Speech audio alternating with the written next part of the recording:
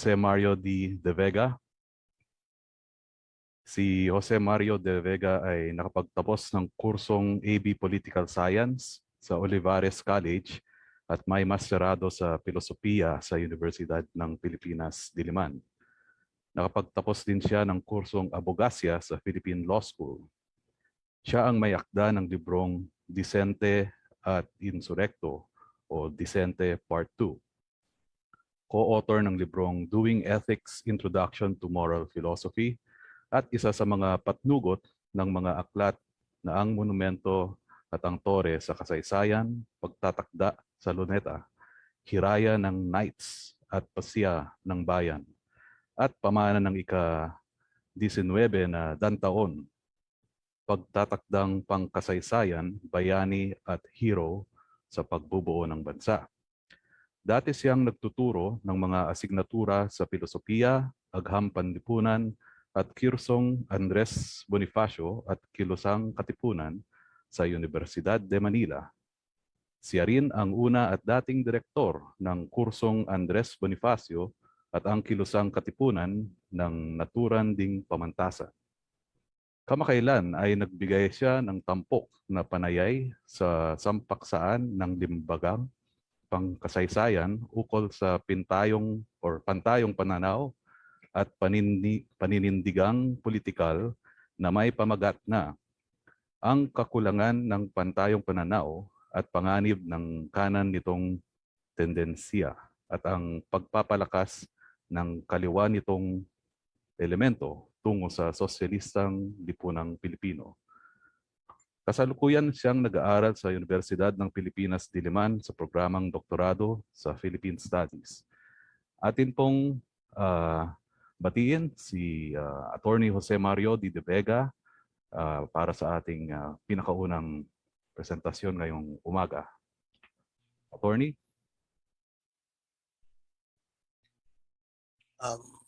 Magandang araw po.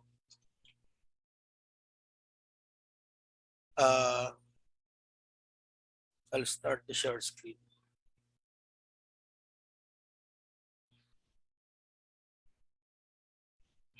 Una po sa lahat, gusto kong naririnig po ba? Yes, sir. Okay po. Apo. Una po sa lahat, magandang umaga. Maraming po salamat, Dr. Michael Kalinaw, sa inyong introduction sa akin. Ngayon din gusto kong batiin ang kabuuan ng ating ASP sa pagdiriwang po ng kanilang ng inyong ika-26 taong anibersaryo. Pagbati din sa ating sa bumubulat ng koleyo, gayon din kay sa ating minamahal na Chancellor Fidel Nemenso. At nakita ko po sa programa, magsasalita sana si Dr. Paz, pero baka mamaya po. Muli salamat po. Ito po ang aking papel, no? The Katipunan's concept of the hari ng mga Tagalog and the path to Kalayaan. Gusto kong muling magpasalamat sa departamento sa pagkakataon na ako'y mapili bilang isa sa mga tagapagsalita. Karangalan po.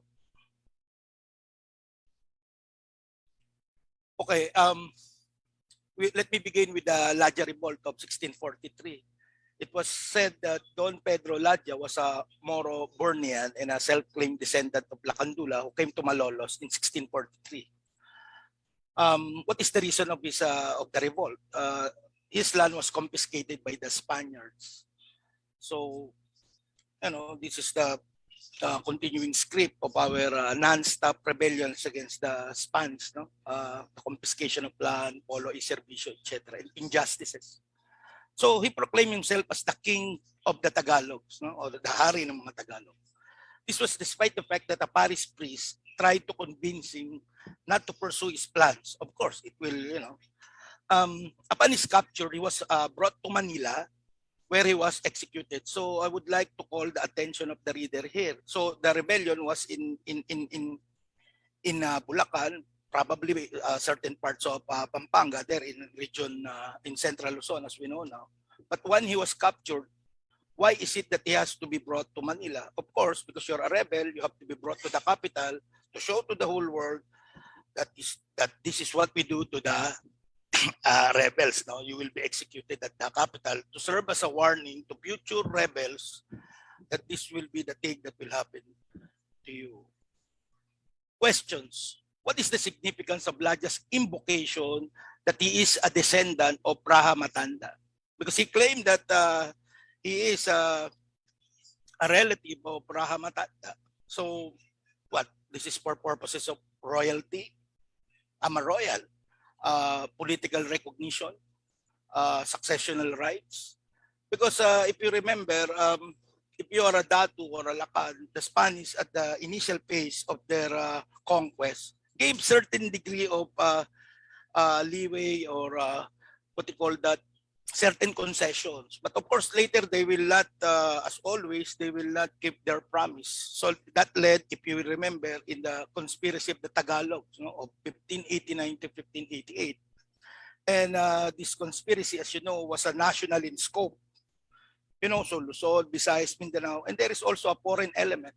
What is, I said the foreign element in a quotation mark because as we know, Malaysia now and Borneo, Indonesia, and certain parts of Brunei were also included in that conspiracy.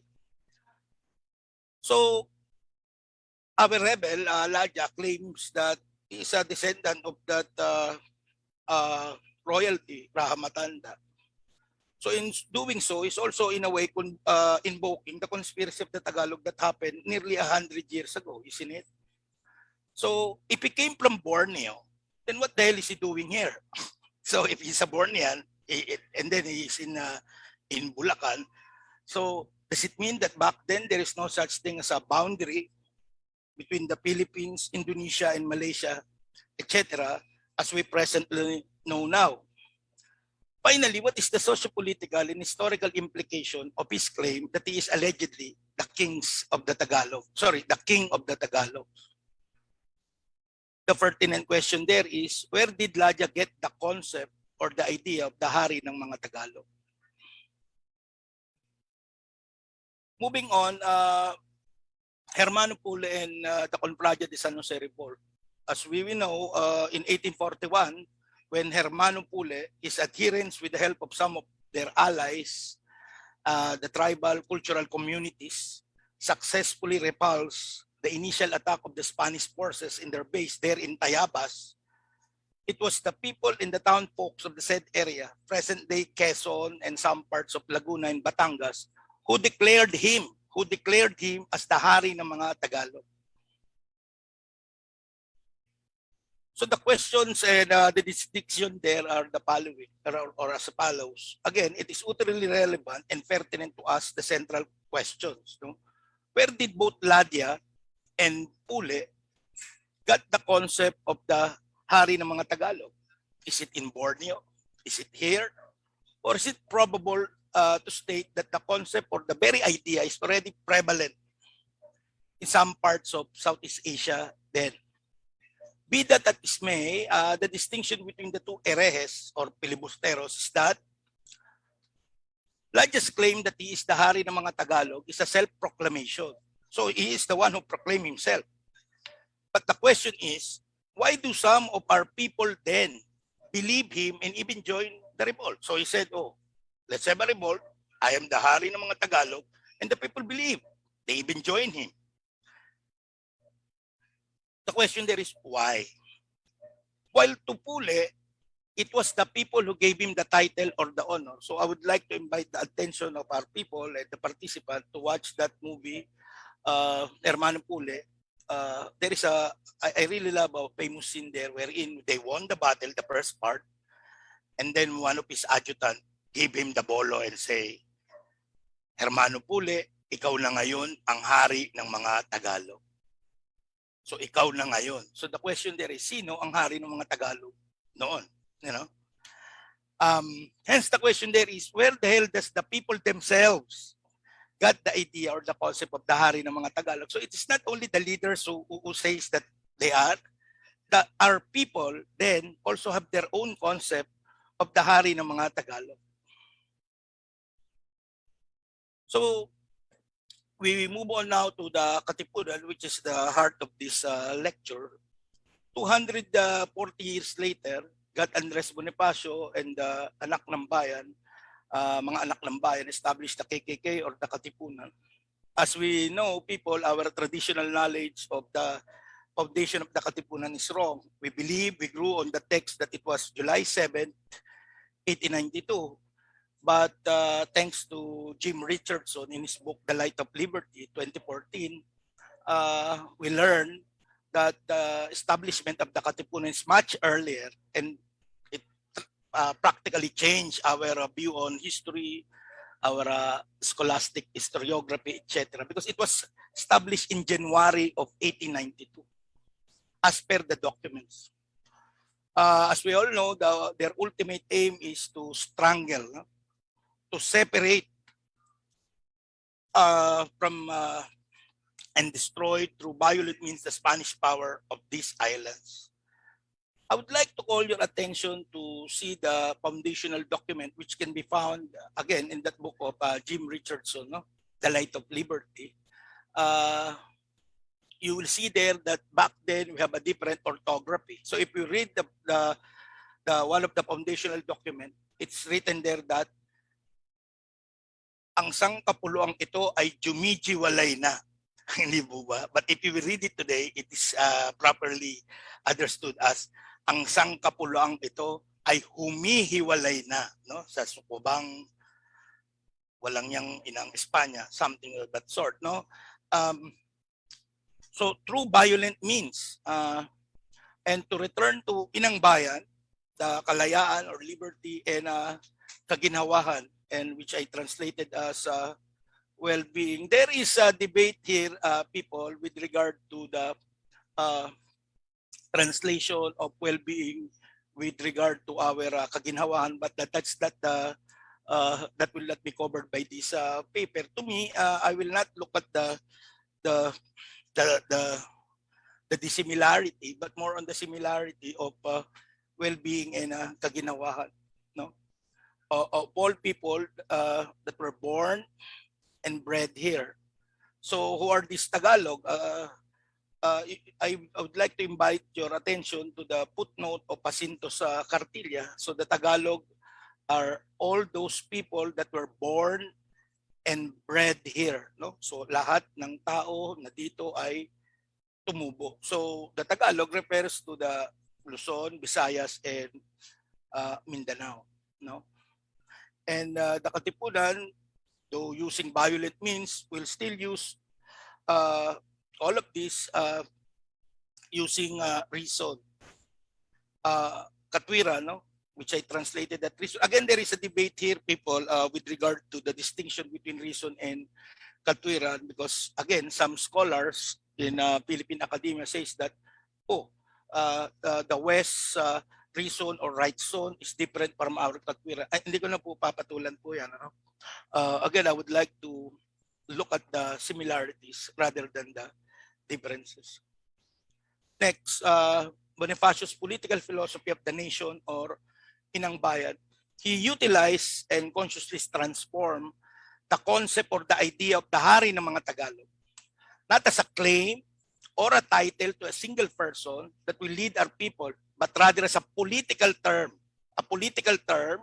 or entity, or the appropriate name of the collective entity, as I stated, of the emergent nation, which is this, our nation, no? That he called as Inang Bayan or Haring Bayang Katagalugan, to be exact. This act of Bonifacio is giving and going back to the people themselves their very own concept or idea, but in an all-encompassing, truly inclusive, or expanded form. Why giving and going back to the people? Remember, if you go back to history, the concept of the hari ng mga Tagalog came from the people. Correct? So when it is now the time or the turn of Bonifacio, what he did is he looked at the philosophy of the people. He grabbed this concept of the hari ng mga Tagalog, but instead of using it for his own, for certain group of people, he used it and expanded it. Meaning, the hari ng mga Tagalog is not a single person, but the whole people, you and me, you know, which is, in my view, very inclusive and very democratic. Moving on, Bonifacio's vision. his act of going back to the internal thoughts and inner ideas of the people is truly illuminating and noteworthy. He's a visionary, people. No? He incorporated his philosophy and vision of the future nation by recognizing and going back to the kalooban ng kanyang bayan, mga taong bayan. If you will allow me, let me quote from our book, which Professor Colonial mentioned earlier. This is the book of Bayanet Eroe, published in 2017 on page 80.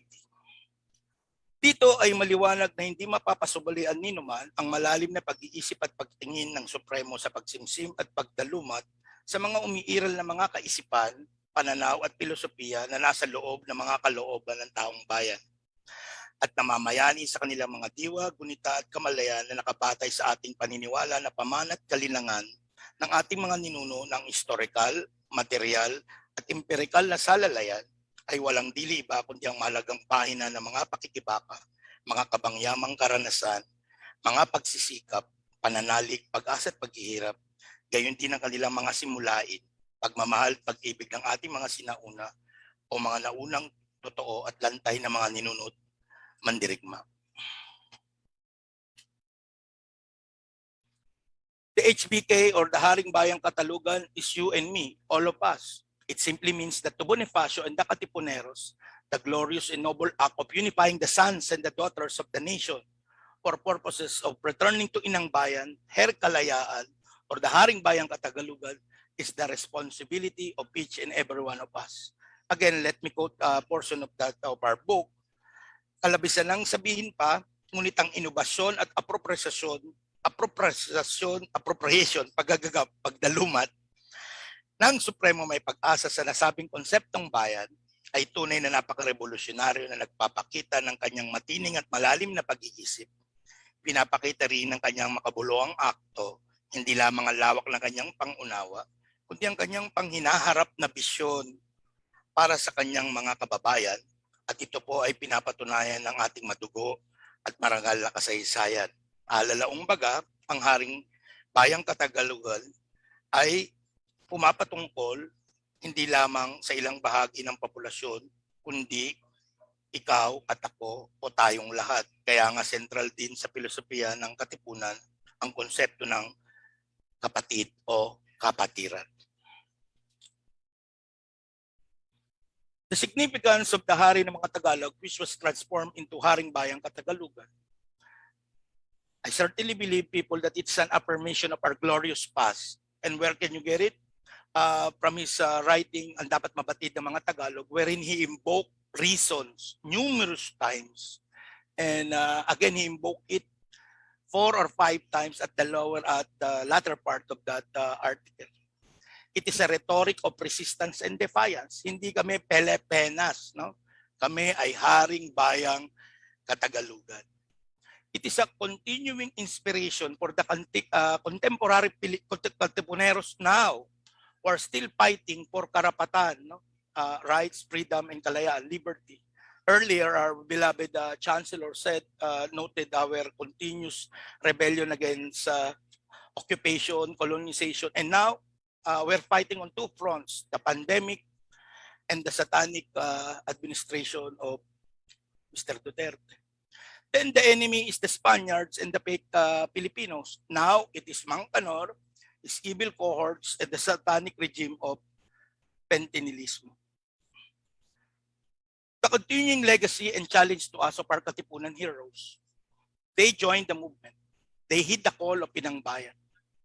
To quote Jim Richardson, they risked their lives because they desired passionately, in the words of their cartilla, to unite the hearts and minds of all, in order that this union may be strong enough to tear aside the thick veil that obscures thought and to find the true path of reason and enlightenment. They deserve to be remembered and honored as truly were as patriots who saw liberty as the path to progress and who stood up to fight for liberty. Maraming salamat po sa inyo, mga kapatid, mga kasama. Tuloy ang himagsikan, padayon, yabado up to the max, may pag-asa. Muli, mabuhay ang ASP. Pagbati po sa inyong anibersaryo. Mabuhay po kayo, may pag-asa. Salamat po.